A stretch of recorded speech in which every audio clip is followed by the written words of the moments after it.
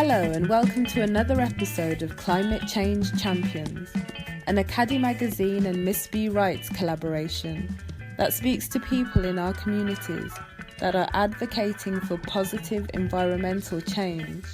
In this episode, we speak to Rosamund Adoo-Kissi-Debrah, who became a grassroots campaigner in London following the tragic death of her daughter, Ella Roberta, in 2013. Ella was only 9 years old, and she died from a severe and rare form of asthma that was subsequently linked to air pollution. Rosamund went on to co-found the Ella Roberta Family Foundation, which aims to raise awareness of the damaging effects of air pollution across London. Rosamund tells us more. Yeah, the Ella Roberta Family Foundation was named after my late daughter. My daughter was born in 2004 and she died in 2013. Ella had one of the worst cases of asthma ever recorded in the United Kingdom. And at the time of her death, we didn't know where her asthma had come from suddenly. She was born incredibly healthy until she wasn't. And that happened when she was almost 7. And for the last 28 months of her life, it was a battle to keep her alive. When she died, we had the first inquest in September 2004. And it really focused on what happened to her on that night, obviously, that she passed away. But it was never really about where her asthma had actually come from or why it was so severe or why we couldn't control it. And what the conclusion was that her triggers were to do with something in the air. Now, the air, as we all know, is incredibly vast. And I did have a lot of questions. Something in the air, what could that have been? We set up her foundation on what would have been her 10th birthday. She died when she was 9. And someone contacted me via the foundation because I did an interview locally. And, I wanted people to try and help me get to the bottom of why my daughter, not only had she died, but why her asthma had been so severe. And I remember someone contacting me via the foundation and saying to me, you need to have a look at the levels of air pollution near your house on the night or just before your daughter passed away, because there are these amazing people who look at air pollution. I mean, it was not my world at all. And we had been down the hospital route, as you can imagine, and there were no answers there. So when this person contacted me, I did kind of think, what's this person talking about? But lo and behold, you can imagine looking into it, a whole new world was open to me about the air that we breathe. And near my house, even till today, it has high levels of illegal air pollution. And through my work and educating myself, I realized the impacts that air pollution has on a population's health. And every year around the world, 8.8 million people die from illnesses related to air pollution. And when I say they die prematurely. So does that mean that it's not necessarily connected? They don't connect it with the air pollution. They just... Absolutely. So an example I can give is in areas of high air pollution in 2019, the Johns Hopkins Business School found out, and Harvard, that more people died from COVID who lived in high areas of air pollution. Well, obviously, it's going to have COVID on their death certificates, but, you tend to suffer more if you live near a main road. So if you look at London, over 8,500 people died from COVID. Well, London has one of the worst air pollutions in the UK. And generally all around the world, like New York, Wuhan, Lombard, these are all areas of high air pollution, and they had more COVID deaths. So obviously what's going to go on people's death certificate is COVID, but it's all about what contributed to that. And it's similar to cardiac arrests, dementia, asthma attacks. Air pollution plays an actual role in this. I would not be able to tell you why my daughter was the first person in the world to have air pollution on her death certificate. I can't answer that, but I'm sure there have been others that have come before her, but I'm not able to answer that. I think I'd read that in the 3 years before she died, she had to go to hospital about 30 times. Oh yeah, I mean, I don't really go into it because you can imagine it's a very painful experience, and I've actually realised that talking about it, by the way, again and again, does not help me, and I think people can appreciate that. Yeah. Because she died 8 years ago now, and I have spoken a lot about that. And there is a lot of information, obviously, out there regarding that. I've been very open about that. But I've noticed as her mother, and people can empathize that it was such a horrific time. It was a very painful experience. And I think it's the sheer exhaustion of talking about it all the time. So it's not something that I'm trying to avoid because I've spoken about it at length. And I kind of, after the inquest, decided to draw an actual line under that because I actually realized that talking about it all the time is not allowing me to heal and kind of make peace with myself over her death. So that's why now I don't really go into it or talk about it, but there's so much written about it, and I've been very open about it. But I kind of have to save myself as well, if you see what I mean. And I explained to people, I said, right, it's a bit like, I now say she was poisoned, poisoned by the air. So I said, it's a bit like if your child was murdered, which I'm not saying she was, but can you imagine talking about it all the time? Yeah. It doesn't do me as her mother any good. So there's nothing to hide. And her name is Ella Roberta Kissi-Debrah. And people can look her up and read all about her story. But I think for me personally, and for her siblings as well, it's not that we want to move on. I mean, you can never forget her. She's all over the news, as but it's to just find some kind of peace rather than talk about her day in, day out, and also the horrific parts of what happened to her. Yeah, no, I completely empathize with that. So maybe what would be interesting is to understand why, like on the surface, when you think about campaigning and climate change and air pollution, there is this idea that this country is doing or is pushing to make change, but it sounds like not much is happening if you've got illegally high levels in particular areas. Well, it depends how you want to put it. I mean, the coroner, he came back this year, April the 21st, and he obviously came back with some recommendations. And one of the things he recommended was there need to be more monitoring about air pollution, and especially there needs to be more education about air pollution, as you can imagine. We know, or I don't know whether we think we know about air pollution, but there is so much more, how it impacts our health. So there needs to be a lot more education, and there needs to be a lot more monitoring, i.e. people need to be made aware of the air they are breathing. How? By monitoring, by letting people know what they are breathing in. So right now, I'm sure people who live in different boroughs, let's say in London, if you ask most people, do you know what you are breathing in? I doubt most people know. Yeah. I doubt it. Yeah. And that's something, we want people to stop driving because a lot of the pollutants come from diesel. But my point is, if people do not connect the dots, then they're going to continue. And you need to educate people. And in my opinion, based on my journey, one of the ways to educate people is to monitor the pollutants in the air, to tell people what they're breathing in, and is to then show them the impact that is having on their health. So is there any borough where that's done, or any area where that's done at the moment? Well, there is. That's a very good question, by the way. There is monitoring done, but do the residents living in the area know what they're breathing in? No.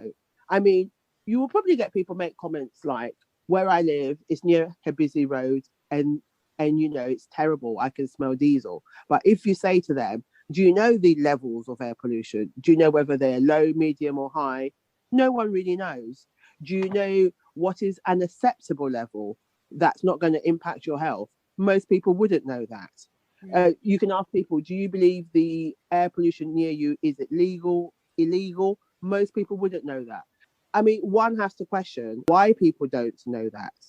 You can only question. So, i.e., the government has a statutory duty to measure the pollutants and inform the public about it. I think the reason why also is these days the pollution, we can't see it with the naked eye. Yeah. So you can walk around and think everything is okay because you can't see it.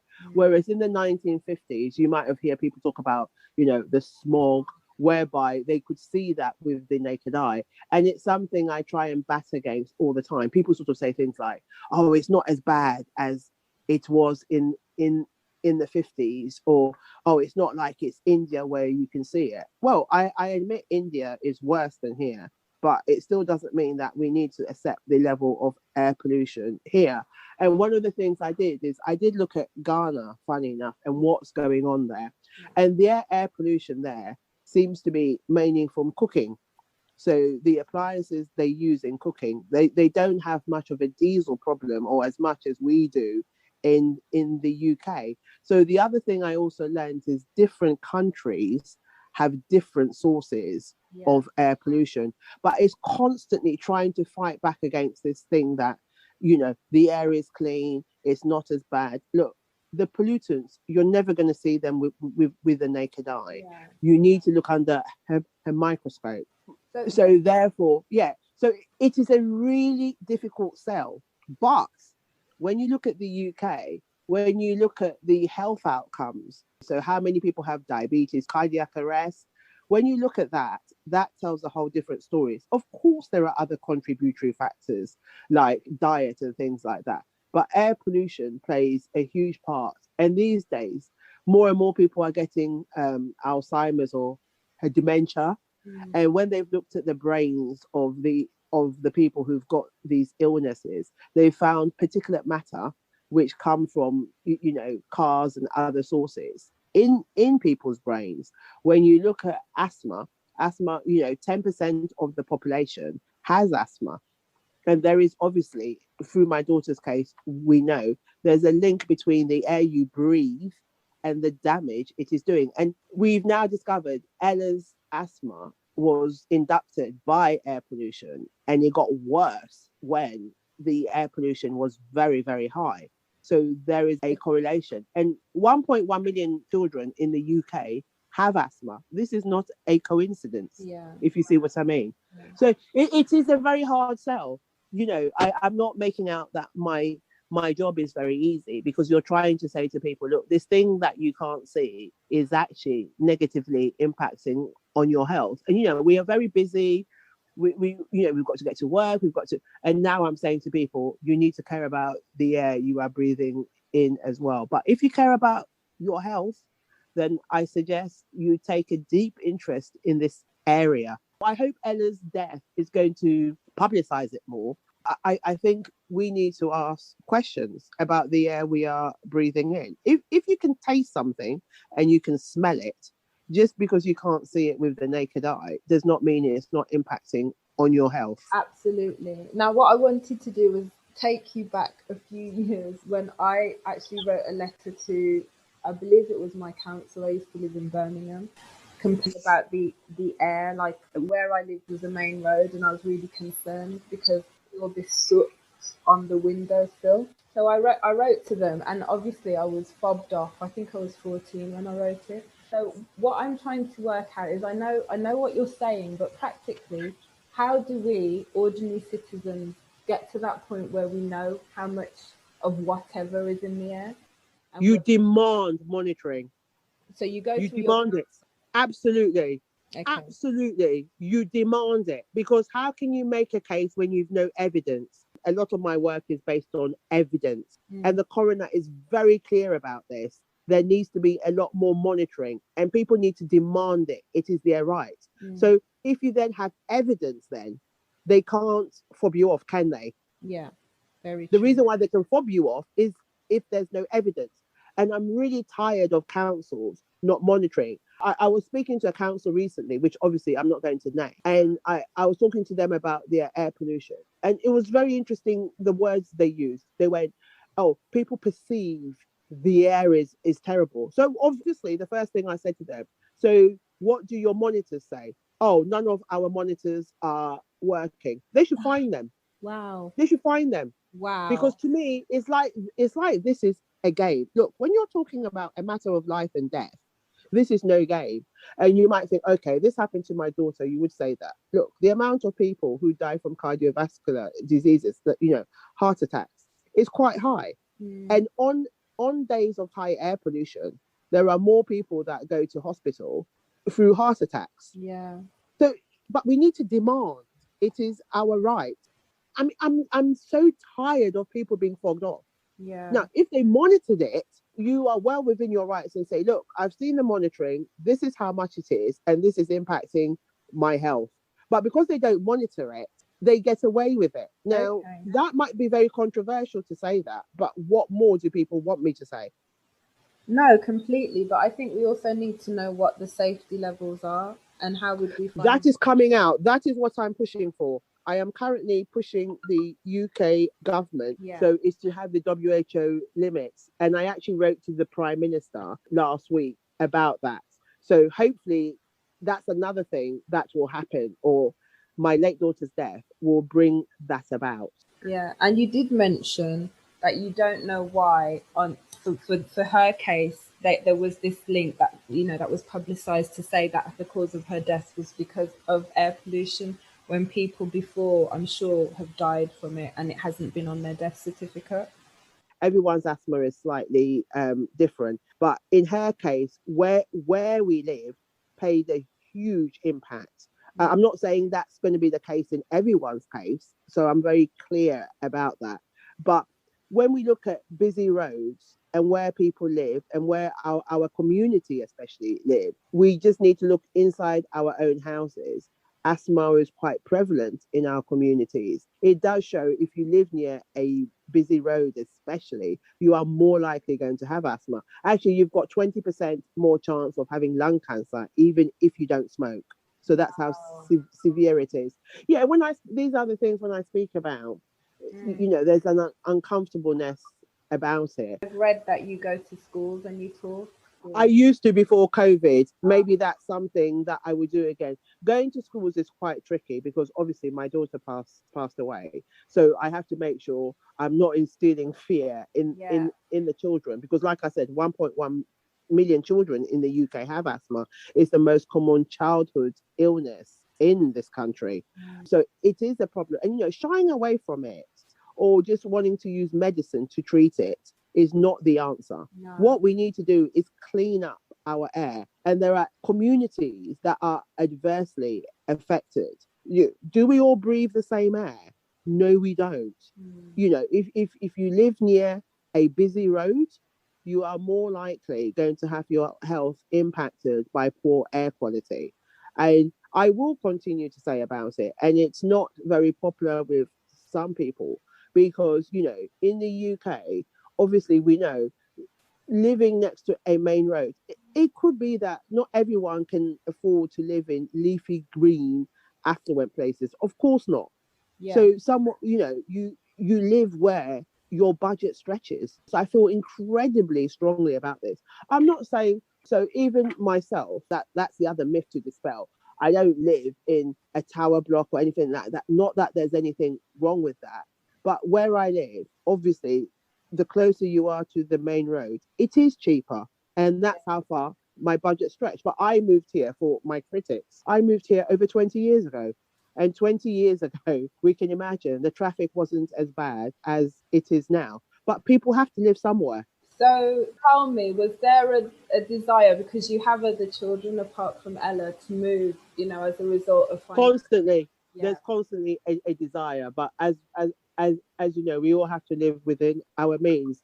And if you're listening to this and you don't know anything about the house prices in London, I think people need to understand that the average 3-bedroom house now is half £500,000. Yeah. So it's not the cheapest of places, but London is all we know. But I think it's also very important to point out to people the road we live on near the South Circular. It is almost, I think it's 20.5 miles long. Yeah. So you can imagine, you don't even need to live on it. And we've never lived on it. We actually live off it to, again, clarify things. There are thousands, tens of thousands of people who live off the South Circular. tens of thousands. Yeah. And a lot of them would be impacted. So you actually don't even need to live on the actual road. As I say, air pollution has no borders. The actual traffic might be on the South Circular, but it is not going to stay on there. And I don't think everybody who lives in and around the South Circular, we can all afford to move. If you think about 20.5 miles and the amount of houses, I don't think that's going to be possible. No. So rather than all of us thinking about moving, the decent and the honest thing to do would be to clean up the air, because our lives matter too. We may not live in those nice leafy green areas, but we matter too. And it's something I'm going to continue saying. And there's no point people come saying to me, well, what do you expect living in that area? Well, there are hundreds of thousands of people living in this area.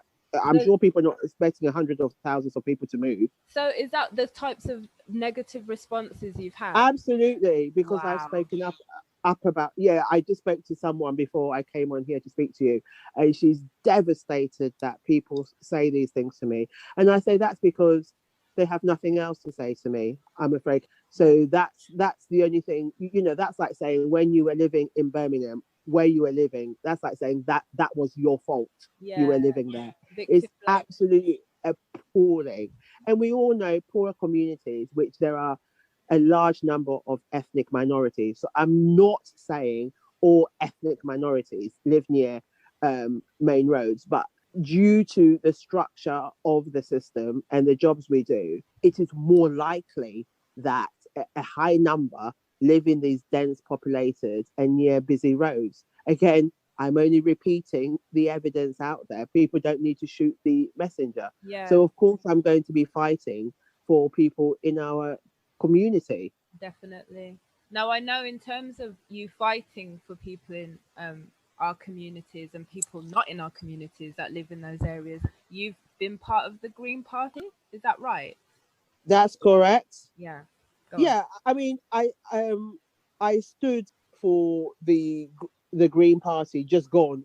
The election just gone. Yeah. I think one of the reasons I also joined them in the beginning was I looked at all the parties in the UK and I felt on the issue of air pollution at that time, they were the strongest party. Yeah. And locally, like I've said to you, it's a way to get the message out to people because you're canvassing on doors. And for me, I can't even remember when I joined a few years ago. That was the strategy then. But I have to admit, Ella's case has gone worldwide, hasn't it? So it's kind of even eclipsed even that, what I do locally. I mean, her face is literally everywhere.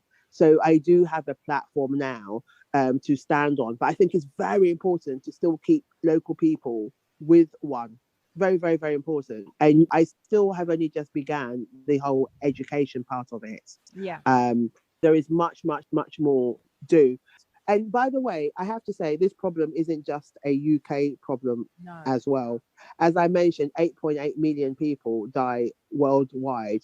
So the problem is all over the world. It's not just the UK. But obviously, as I live here and my daughter obviously passed away here, I'm focused on this. But this isn't just a UK issue. India and China, I mean, I think a lot of people now know they've got very high levels of air pollution. There are various reasons. We know it's not just some of the products they produce for us in the West has allowed us to reduce our carbon print and theirs has gone up. But that's a whole nother conversation. Absolutely. For another day. If 8.8 million people are dying, it is the public health crisis of our time. And it's not about comparing deaths before I am misquoted. But if you look that 3 million people worldwide have now died from COVID, and we've all seen the efforts that have been made regarding vaccines and because of COVID, I do have questions why more isn't done about air pollution. Could it be because our economies do not shut down because of it, and COVID can close down? And you see why I have questions about it. Absolutely. Because double the amount of people die plus every year from air pollution, and it's something the likes of me need to continue to absolutely highlight. And it's for people everywhere, not just in the UK. And we kind of saw a snapshot of what it would have been like if we committed to reducing our use of cars and stuff during COVID, didn't we? We did, and it's not a very popular thing, but we really, fossil fuels are basically killing us. Diesel is being phased out. It can't be phased out quick enough as far as I'm concerned. And, I know people will be saying, but we were encouraged to buy diesel cars. Yes, but now we know they are the death trap that they are. Yeah. And that's why economies all over the world, they are all moving to electric vehicles. Yeah. But I need to stress, if you replace every car with an electric vehicle, you are not going to solve the problem because there's still tire and brake wear.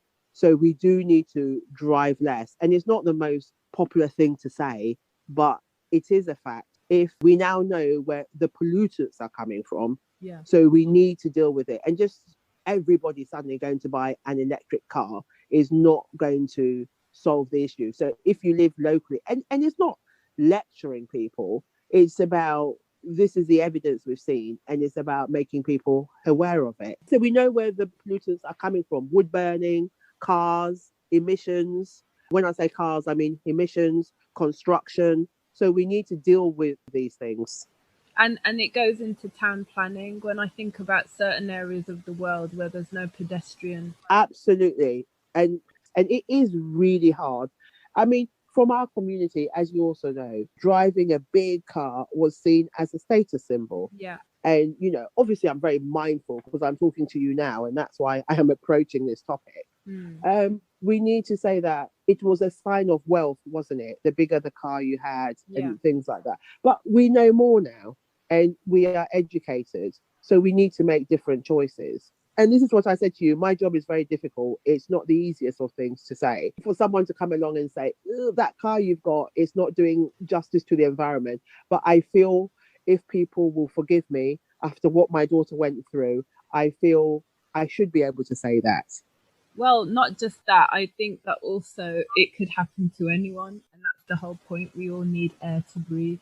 We can go 2 weeks without food. Yeah. We can go 2 days without water. You can only survive 2 minutes without air. Wow, that's very powerful. One of the projects that I'm going to be working on hopefully will involve Ghana. So it's something I am looking forward to doing. Do I know the impact Ella's case has had in Ghana? I actually do not know. No, I don't. Well, we will endeavour to find out. People who are listening to this, can you just end by giving us your website so that if people want to find out more and support, they can? Yes, it is www.ellaroberta.org. And when you just Google the name Ella Roberta anyway, there are lots of, I think after her inquest, she was written up about 2,500 times around the world. So yeah, my beautiful daughter. And I must end by saying I am incredibly proud of, in her very short life, what her death hopefully will go on to save thousands and thousands of lives. And I am incredibly proud of her, and what she stood for the short while she was here, and what she would have done is what I struggle with. She would have been 17 now, and she wanted to go on because she was, which won't come as a surprise, people who have these extraordinary things wrong with her. She was highly intelligent, but that won't come as a surprise. And she wanted to be a pilot.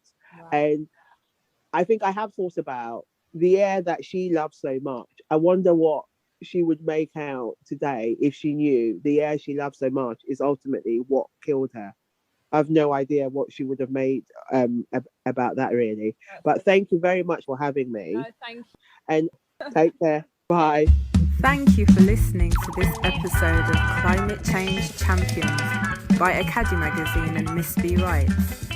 The music in this episode is called Life No Dey by Kyekyeku and the Super Opong Stars, and is a special remix exclusively for the magazine. Super Opong Stars is a high-octane patchwork of Ghana's indigenous music genres, including Palmwine, Highlife, Afrobeat and Afrofunk. And if you'd like to listen to more podcasts like this, visit www.msbeewrites.co.uk and www.akadimagazine.com. Thank you.